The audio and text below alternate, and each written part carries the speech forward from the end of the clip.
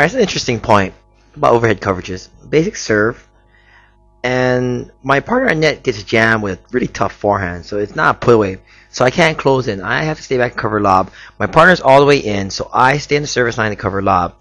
But they hit this really cool lob that I can't hit unless I hit with a backhand. There's no point I hit this with a backhand, so I let it bounce. I go to my lob, and when they see my back, they should be moving in. They should move into the service line to cover the overhead. I get to the shot, but I can only hit a defensive lob.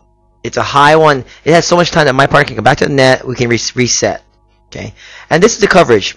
The person's about to hit overhead, so I need to stand in front of him, and I cover left of me and right of me, and then my partner covers the angle, and we have overlapping coverages in the middle of the court. And people don't think about this, but you know what's going to happen is, by me standing right in front of him, he's probably going to hit right at me, or left and right of me. But he can also angle, and I can't cover both things. So if we were both in the middle of the court, it'd be pointless.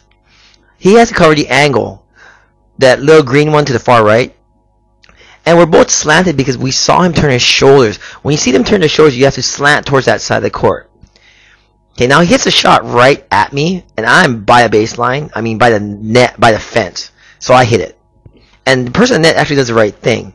But this is another thing to think about. I'm so far back that I have a lot of time to react to this ball. So it's pretty pointless for me to hit a lob.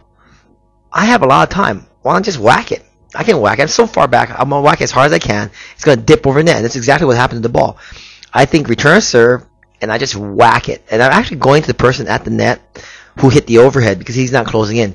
After you hit an overhead, you want to close in.